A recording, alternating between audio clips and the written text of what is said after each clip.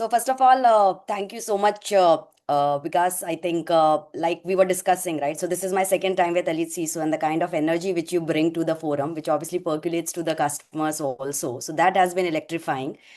And I think from my perspective, so obviously I've have more than now 11 years of experience when it comes to cybersecurity.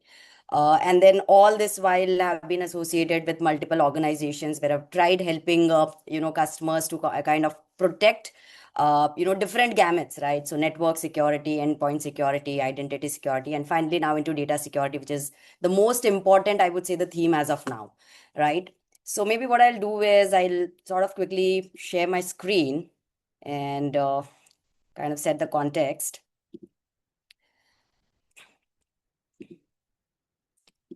Okay. So I hope the screen is visible. Yep, it is. Perfect. So maybe, before I kind of get into what we have to cover today, I just want to sort of start with, one thought, which is there are two words for this specific community today is something which is most relevant. Or I would say there are these two words which sort of drives every discussion, every meeting, every conversation today. So if there are any guesses, people can just type in chat as to what those two words are. But then I think this is where I'll be focusing around today's session as well. And then, how it is that with these two waves, which are right now there, it kind of stitches together. Organizations who are winning are sort of stitching together and then, having that competitive advantage. So, without while obviously people can write in the chat, but I'll just give you the answer. Those two words today are DPDP and AI, right? I mean, the way AI has sort of penetrated in our lives. So even my 63-year-old mom, she's using Chat GPT to make assessments for my 6-year-old daughter. And when my 6-year-old daughter, she's stuck somewhere, she doesn't say Google it. She'll say, okay, ask Chat GPT. So that's how deeply AI has penetrated. And on the other side, obviously, it's DPDP, which is obviously because there is time which is ticking. There are, financial penalties which are there. And that's where these two themes are just, kind of there in everyday conversation. But I think what I want to drive in today's session is that while there are these themes, the enterprises or the teams who are really winning are the ones who are actually taking this as an opportunity, because organizations are allocating budgets for it, and it is about how do we capitalize on that and turn it into a competitive advantage, right? Now, before that, I'll just want to sort of start with some key trends. So yes, data today is the world's largest surface. I mean, every digital interaction which we do is creating data, right? So even, in fact, when we are having this webinar, there's a lot of data which is generated, right? So which means obviously data becomes the primary asset, which also makes it the primary risk and then the primary regulator watched object in every Indian enterprise as of today. 175 zettabytes of data which is getting created, and it's doubling every 2 years. 80% of that data is unstructured data. But I think what keeps the CISOs up at night is this last figure, which is the dark data. So 85% of organizations don't know where their sensitive data lives, and that is exactly where the problem lies. See, because the problem is if you don't have the visibility of what all data you have and where all you have the data, the controls are just built on sand, right? And then on top of that, there is other way, which is organizations are just rushing, how do we sort of adopt AI? It is not about whether we should adopt, but how do we adopt without impacting the business? So, I mean, the scenario has changed a lot. Maybe say 2 years back, organizations were mostly looking at it from a pilot perspective, but now it's all production. It has gone from, it has actually gone from experimentation to enterprise. And to so much so to the extent that yes, 75% of all the workers today use Gen AI weekly, and 1 in 3 enterprise today have some form of either a co-pilot or a chat GPT enterprise rollout for 2026.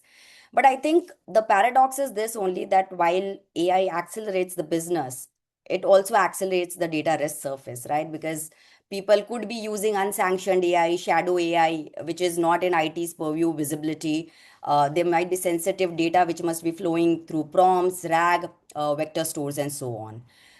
So when you club these two things, right, and then there are major challenges. There are 4 typical challenges which every CISO today is facing, which one, obviously, it's not as simple as how it used to be maybe some years back, because there's a lot of data sprawl, right? So data today is not limited to, say, your on-prem. It's everywhere. It's in SaaS, it's in cloud, it's in your endpoints, right? So which means, how do you even make sure that you have a complete visibility of data across your heterogeneous data domains? So that is one of the biggest challenges.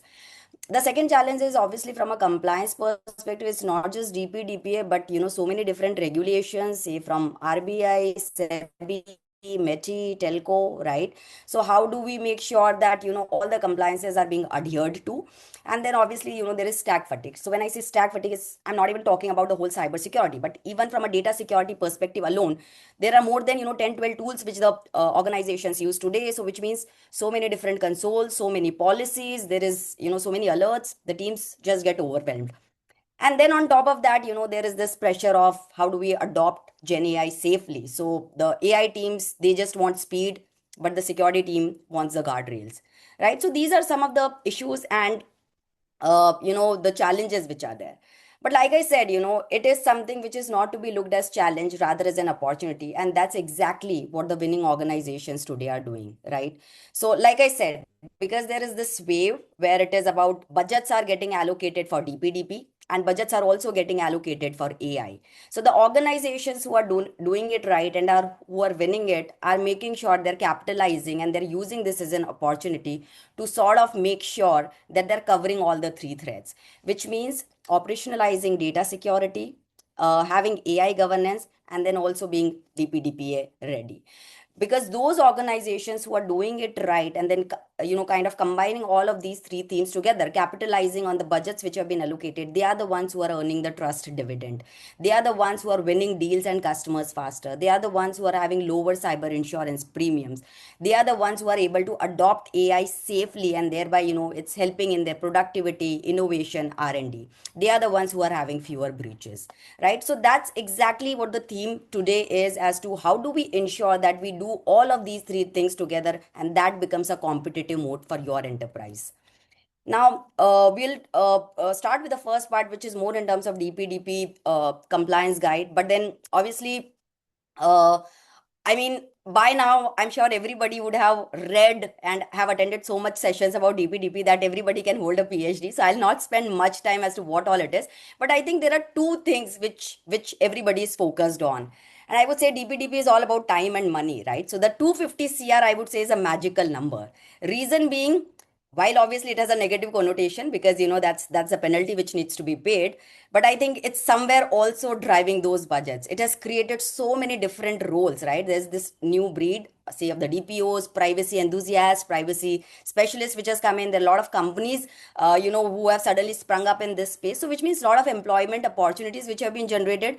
And CISOs, DPOs, everybody is getting the budgets for this, right? So I think this is a magical number which is sort of driving a lot of things. And that's why I said, if organizations can just capitalize on this wave, I think they can just set the base and the foundation right. But then the other important thing is also the time, right? Because I think we are almost sitting in April end, and then it's just about 12 months that the full enforcement would come into place. So that's exactly where, in terms of the applicability, obviously, I'm sure everybody is aware, but yes, it is applicable to the processing of digital personal data in India, and also extraterritorially if, it's being processed for selling some sort of goods and services. But when we talk about, what are the obligations of data fiduciary, right? So chapter 2 exactly kind of determines that. And there are some key, I would say, obligations which are important from day one of enforcement. So one, obviously, the personal data, whatever is being processed, it has to be processed either with consent or for a legitimate use. Now, legitimate use could be something like, employment. It could be something like medical emergencies. It could be something like court orders, national security, and so on, where there is consent which is really not needed for voluntary data provision. Having said so, it is important for the data fiduciary to sort of provide a clear, plain language notice before the consent is taken as to why this data is being collected and what is the data which is collected, and it has to be in all 22 languages. Similarly, there are consent requirements, which is that consents need to be it has to be like expressed through a clear affirmative action. It has to be unconditional, and withdrawal has to be as easy. But I think what is most important from organizations perspective, I would say, is section 8, which is the general obligations, which is in terms of what the organization. So there are 11 baseline obligations which organizations need to fulfill, which I'll go into a little bit more detail, but in a way that these are some of the obligations as a data fiduciary, which also forms the compliance core for the organizations.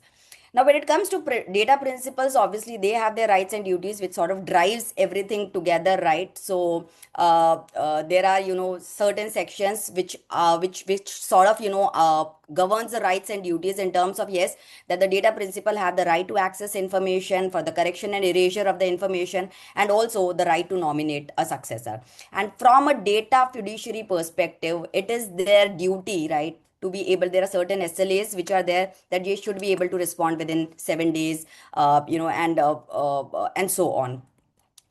Now, talking about the section 8, which is more in terms of the breach obligations, and I think that's where everything boils down to, right? So there are some 11 baseline obligations.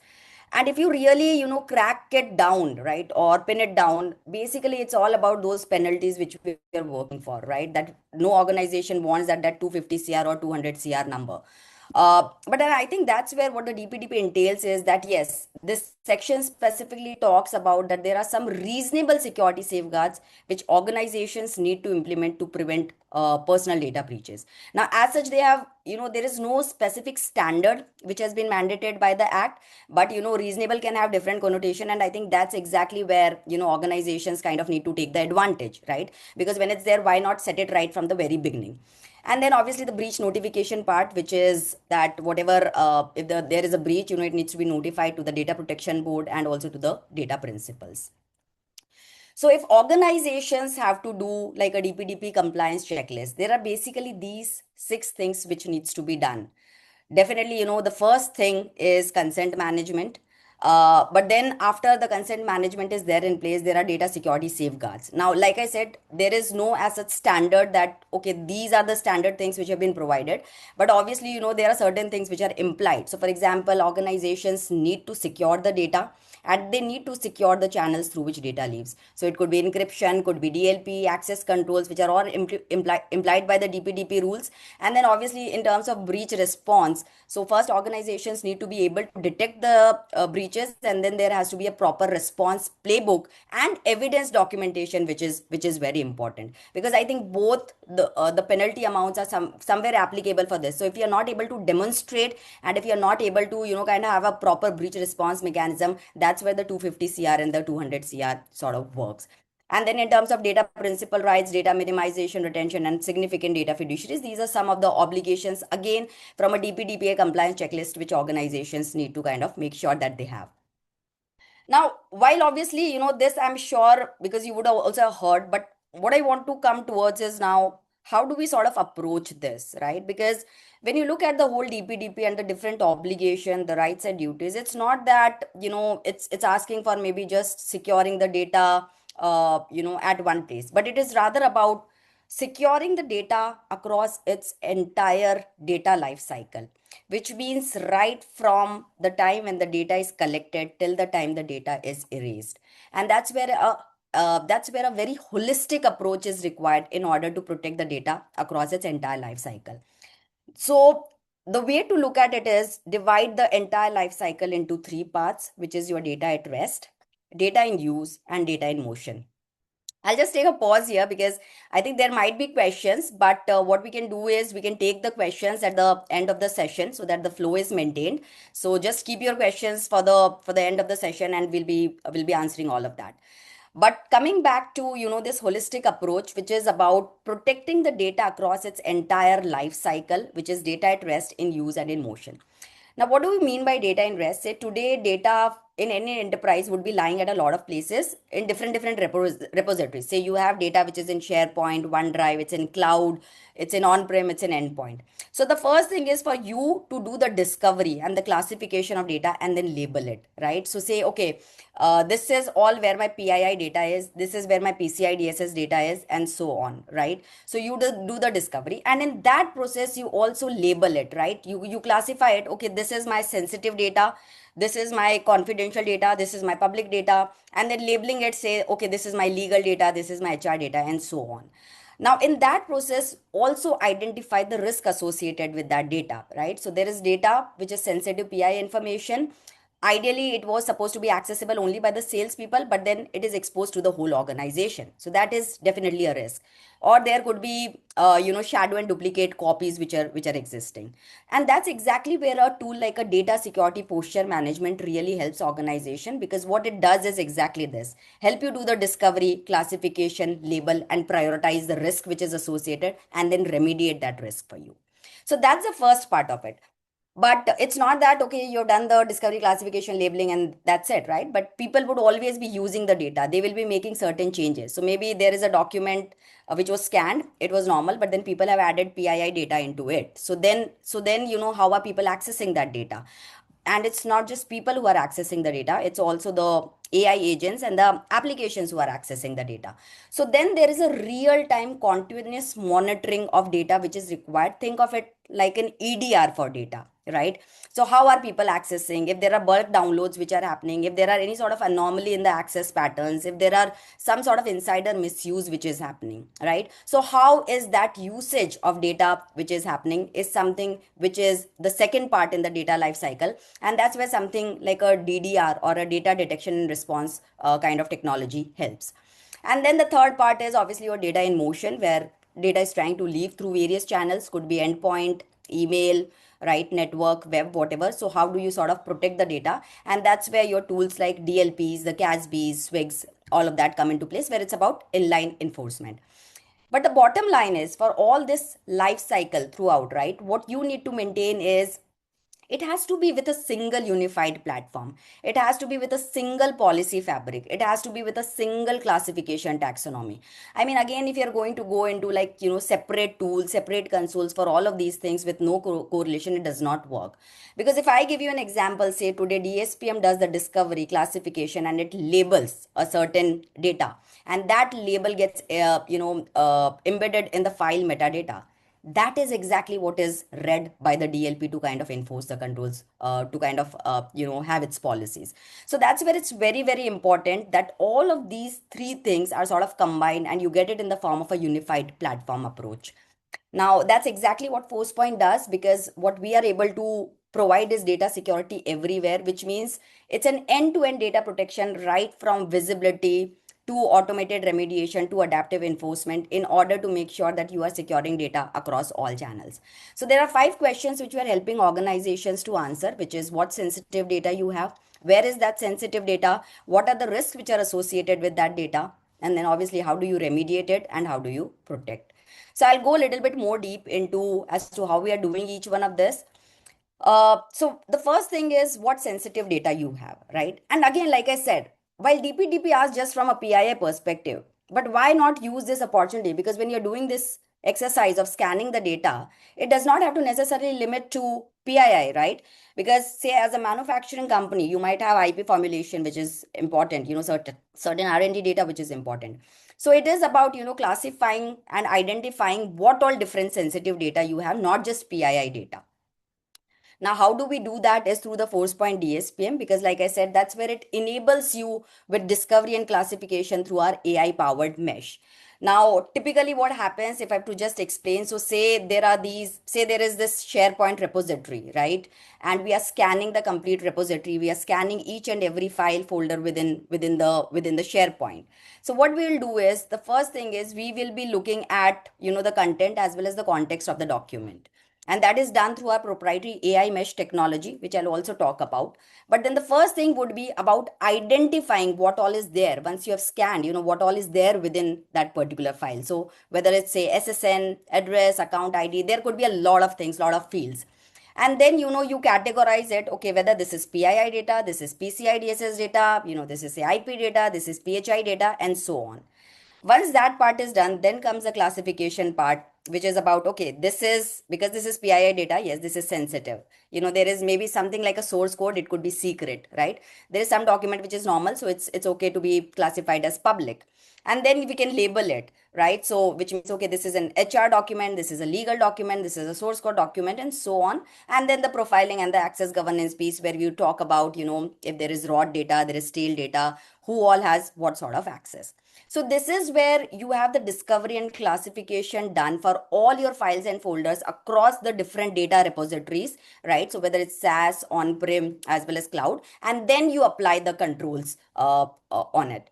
Now, like I said, how we are doing it is through our AI mesh, through our proprietary AI mesh technology, which is nothing but, I'm sure everybody of you already know about the LLMs, right, which are being used. So our AI mesh uses SLMs, which are small language models. So there are more than 50 plus models which we use in our AI mesh, which kind of, it's about 10,000 times smaller than the LLM. So obviously the compute which is required is much less, but then the efficiency is very, very high.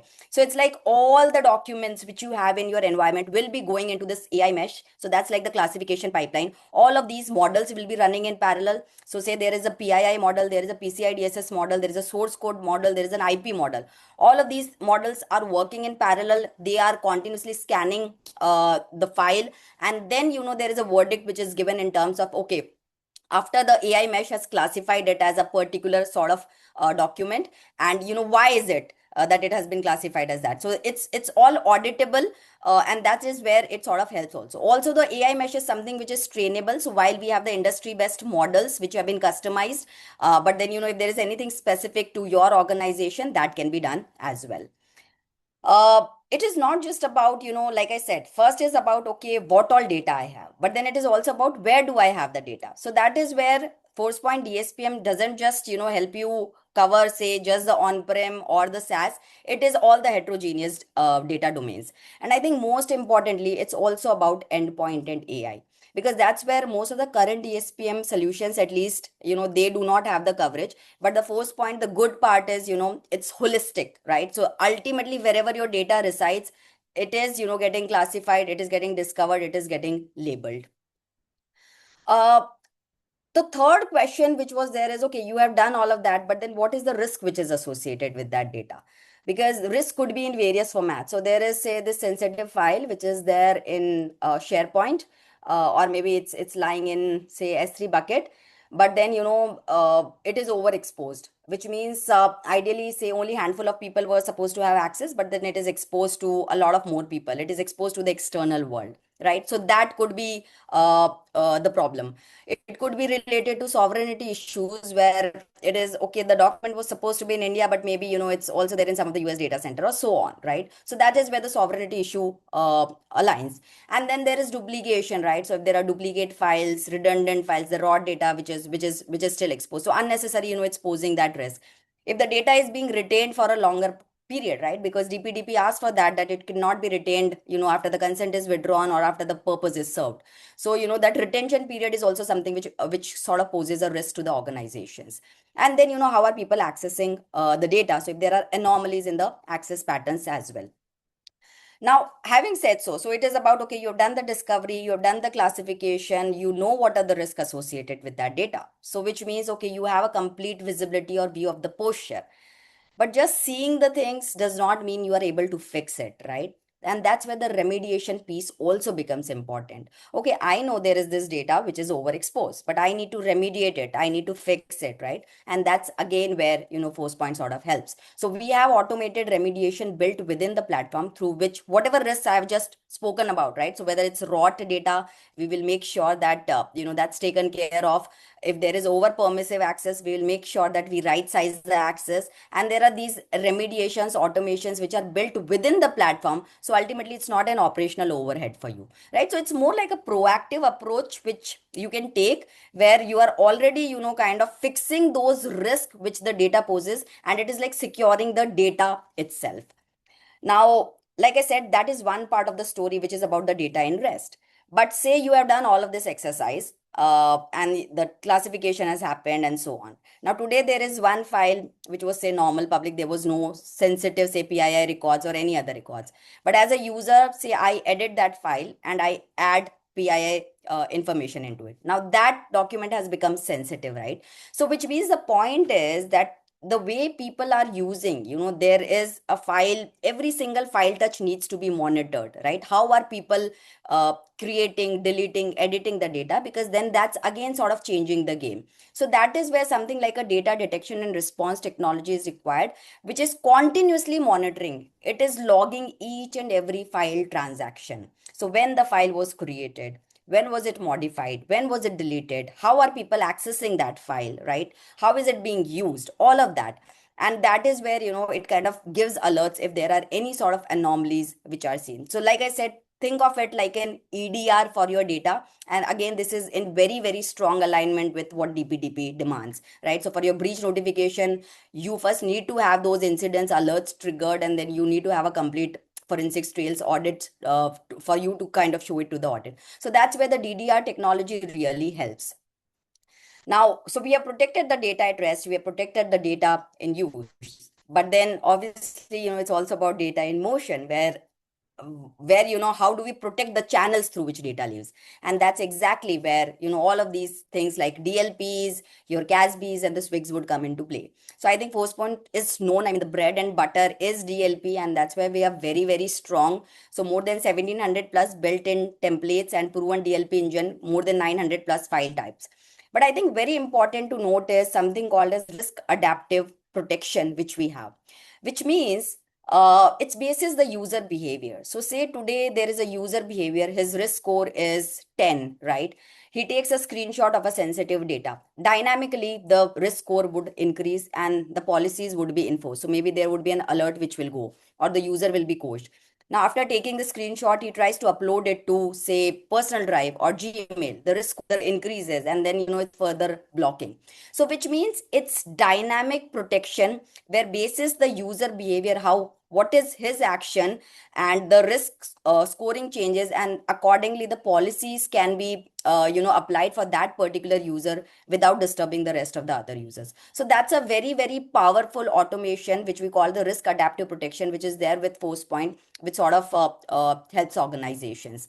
And then obviously we have to secure the other channels. So if it's SaaS applications or if it's through web gateways, that's where we have complete end-to-end protection when it comes to securing all the channels. So which means with Forcepoint, what we are saying is data security is no more a business inhibitor, rather it's a business accelerator. And that's exactly what we talk about, that when organizations are looking at it, they have to look at it from a holistic perspective. And if the base is right, that's where the DPDP compliance also gets achieved. You are able to, kind of put the guardrails around data, and that's where you can have a safe GenAI adoption. So which means it's about protecting the entire data life cycle, whether it's data at rest, in use, and in motion, through discovery, classification, prioritization, remediation, as well as protection. So I'll maybe just, kind of run through a demo now, because I think this is where you will get a view of how it works. And then maybe, we will take up the next theme. Organizations securely interact with AI applications. Did you know that the average organization now uses anywhere between 20 and 90 different AI apps every week? With that kind of scale, keeping data protected becomes more critical than ever. We'll start in the Forcepoint Data Security Cloud Unified Control Plane, where everything comes together in a single platform and a single consistent experience. In Forcepoint's secure web gateway solution, this dashboard provides comprehensive visibility into AI activity across your organization. It allows you to clearly see which AI applications are being used, how frequently they are accessed, and by whom. Most importantly, it helps you to distinguish between sanctioned and approved AI platforms, such as Microsoft Copilot or ChatGPT, and non-sanctioned or shadow applications that operate outside IT's control. This level of clarity is critical for understanding your AI exposure, identifying risky behavior early, and ultimately reducing the chances of sensitive data being shared with untrusted or unmanaged AI services. The key takeaway here is simple and powerful. AI usage is already happening with or without security approval. Employees are adopting AI to boost productivity, whether the organization is ready or not. Without visibility, this creates blind spots for data exposure, compliance risk, and intellectual property leakage. With Forcepoint's shadow AI monitoring, you can move from reactive blocking to informed governance and controlled enablement of AI. Now, let's look at a scenario where Forcepoint intelligently coaches users when they attempt to access a non-sanctioned AI application. In this scenario, the user attempts to open an application which is not approved for enterprise use. Forcepoint immediately detects the destination and steps in,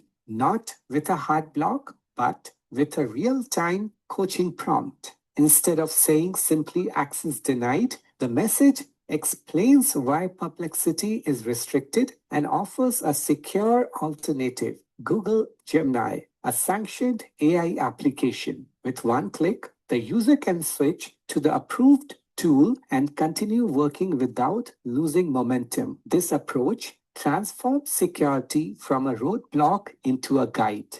Risky behavior is corrected through coaching, not disruption. So productivity stays intact while policies are enforced. Let's now see how Forcepoint prevents data exposure while still enabling secure AI adoption. In this scenario, the user is working with Gemini, a sanctioned GenAI application. Here, user attempts to upload a document containing PII in order to convert it into JSON format. As soon as the file upload is initiated, Forcepoint detects the presence of sensitive PII and immediately enforces policy, blocking the file upload.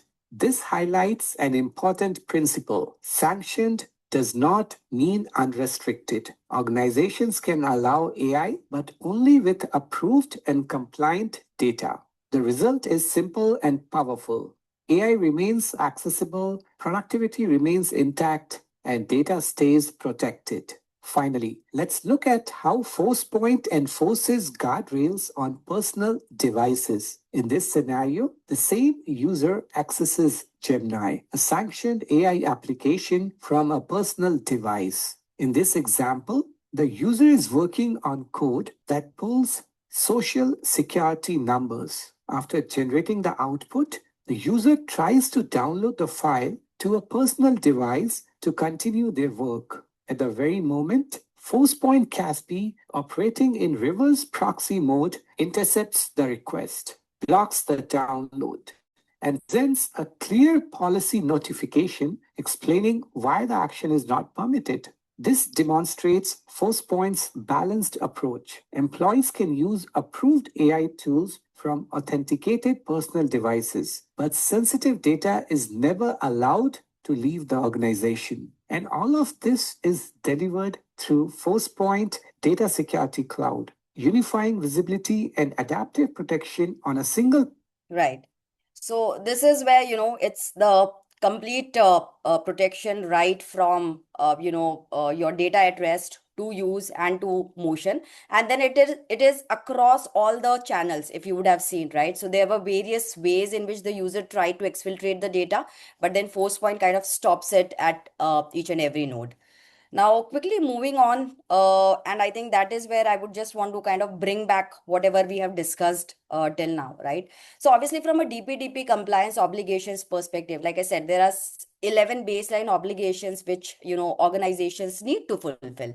But I think that is exactly where across the entire data life cycle, Forcepoint through its various products is able to help organizations to fulfill those. So for example, when we talk about the subsection 5 of section 8, which is about imposing the, having reasonable security safeguards. So that's where exactly Forcepoint DLP kind of plays a pivotal role, where it prevents unauthorized data access and exfiltration across all the channels. In terms of breach notification, again, where, there is this financial penalty of 200 crores, if that is not taken properly, we have the Forcepoint DDR, the data detection and response capabilities, which detects the breaches in real time. It automates the incident logging, and therefore you have all the arms and ammunition which you need in order to, prove the compliance part of it. Similarly, when it comes to the DSAR requests, right? So, if the data principal requests for there is data which to be sort of erased, or something which needs to be changed, the first thing is for you to kind of locate where all the PII data is and then kind of take action against it. So that's exactly where the Forcepoint DSPM would sort of help in figuring out what all inventory is there and where all your PII data is. So I also have like a detailed mapping as to from a DPDP compliance perspective, and I'm sure for the ones who are attending the session and who are interested, we can definitely share. But exactly that's where how we are helping organizations achieve DPDP compliance. So the organizations who are sort of doing it with us, there is a operationalization plan also. Like obviously there are, right now it's 12 months that we are ahead from a DPDP, readiness perspective when it will kind of be enforced. But then for the organizations who are working with us, there is a 10-month program which we have kind of provided. So it's more in terms of the first 3 months would be to kind of do the basics right, where you kind of invest in discovery and inventory. There's DSPM, which will sort of scan all the personal data repositories. So you know where all the data is, what all data you have across the heterogeneous data domains. What is the risk which is associated with that data? And how do you proactively fix that risk and remediate the risk? You do a very granular permission analysis, exposure analysis. So you exactly know who all can access the data. And if the data which is overexposed or, over permissive access, you fix it then and there. If there is rot data, again, you kind of fix that risk. So that's about the 3 months of initial process with a DSPM, where you do the discovery, you do the inventory, you do the initial risk mitigation, which is your data at rest. The next 3 months is more in terms of having those security controls. So you deploy Forcepoint DLP across all the channels. So once you have the visibility, you also need to control it. So now once you've secured the data, it is about securing the channels, and that's through the inline prevention. So enforce data minimization, access control, and all the policies which will work in tandem with the labeling which the DSPM does. Month 7 to 9 will be more about, okay, you have the visibility, you have the control, you have secured data at rest, you have secured data in motion. But what about data in use? So that's where you go with the DDR technology, which is about the breach response, right? So how the users are accessing, whatever are the changes which they are making, you build the breach notification. You deploy DDR, which will kind of help you with the breach, which will help you with the real-time detection if there's a breach which is happening. There is audit-ready material which is available for you to kind of be ready if there is, any sort of compliances which needs to be proved. And once you are there in month 10, it will be all about ongoing compliance and the quarterly evidence reviews. So which means net, you still would be ready much before the May 2027 deadline, which is ticking, right? So which means there are 12 DPDPA sections, which Forcepoint is directly helping you cover from a DPDP perspective and to help you be compliant. You will never have to look at that 250 CR penalty figure, and then the 7 days principal rights SLAs will be achieved, and it's 100% breach evidence thing which will be auto generated. So maybe just being mindful of the time, but then I'll quickly kind of move into the second theme, because I think we still have 10 more minutes where I can cover this. So while we have covered the first thing, which was about the DPDP compliance, I think let's also talk about how organizations can adopt Gen AI safely. Now, when it comes to Gen AI, right?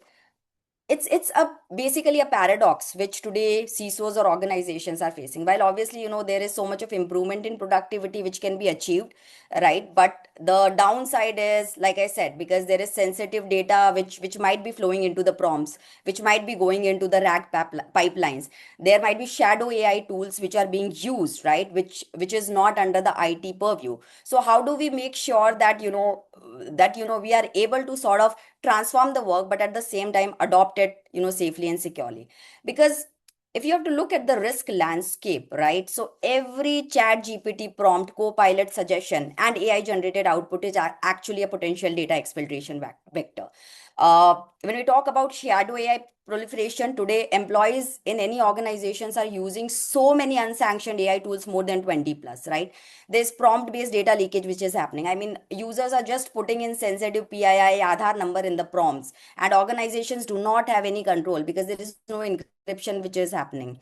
There might be, training data which is there, but then there is sensitive data which is going into those training pipelines. There are malicious insiders who are using AI tools to sort of exfiltrate. So yes, there is a lot of risk which is sort of associated, and therefore the dilemma for the CISOs today is this, right? So if they're blocking all AI, it does not work. You kind of lose on the productivity, on the competitive advantage. If you are enabling all AIs, that also don't work because obviously the risk kind of gets amplified.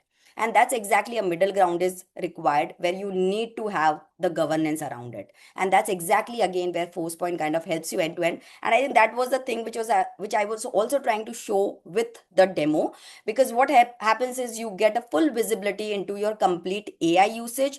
You can kind of enforce whatever policies needs to be enforced, and if there is a corporate versus personal AI, right, you have sufficient segregation so that you are able to control it. Now, in terms of the four-layer Forcepoint Gen AI security architecture, which we kind of are helping organizations with, is basically there are these four layers, right? Where it is about access, prompts, pipelines, and behavior. So when it comes to access, Forcepoint is able to help organizations to block all sort of unsanctioned AI tools and allow only corporate approved tools. When it comes to prompts, we will be inspecting each and every prompt, which you are submitting, which employees are submitting in real time. And if there is anything which is sensitive, we will block those things from entering the prompt. Similarly, the sensitive file which is being uploaded, into say chat GPT, even though it is sanctioned, we'll be able to stop that as well. In terms of pipelines, okay, we do the classification, we do the labeling, and we know, okay, if this is AI allowed data or this is AI restricted data. And accordingly, we can ensure that there is never sensitive data which is going into those pipelines. Similarly, about the behavior analysis, so if we are seeing that there is insider abuse, or there are AI agents who are trying to access the data which ideally they should not be, we are able to detect and respond to that. So that's a 4-layer Forcepoint Gen AI security architecture, again, which we are helping organizations with. Maybe I'll sort of, take one or two case studies from here, because these are some of the real world scenarios where Forcepoint has actually stopped Gen AI data loss in practice.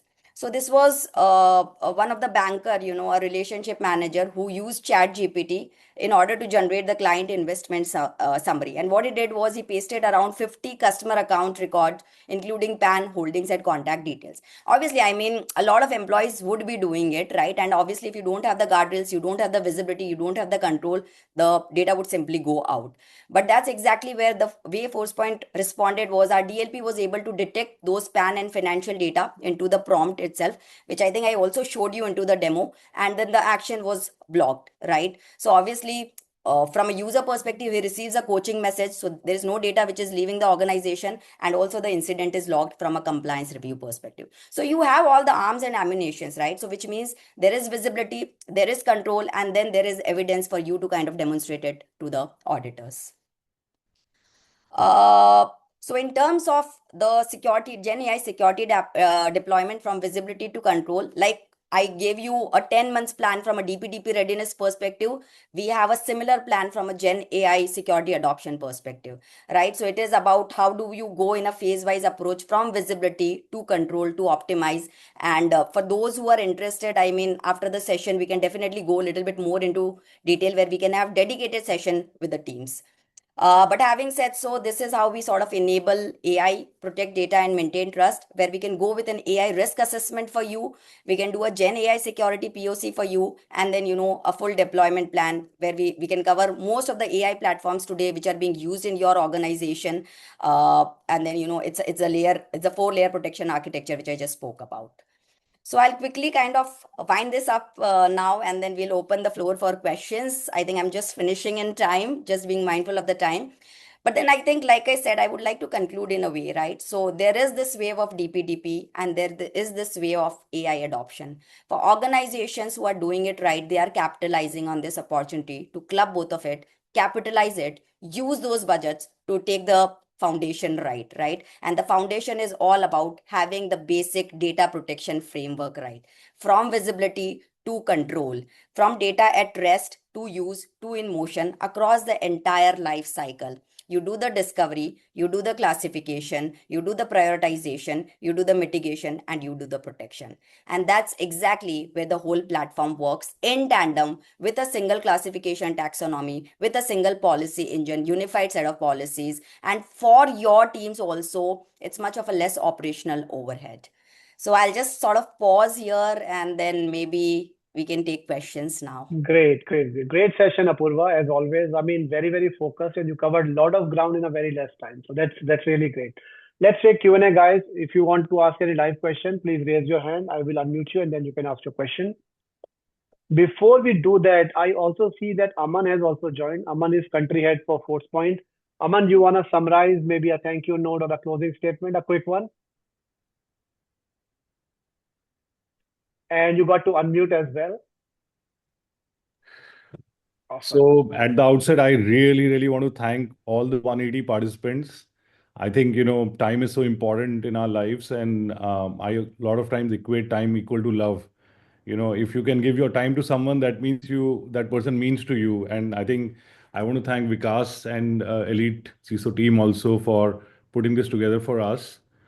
From my perspective, everyone, I think at Forcepoint, we are very committed to this market with our vision of data security everywhere. We have almost 120 people in tech support operating out of our Bangalore office.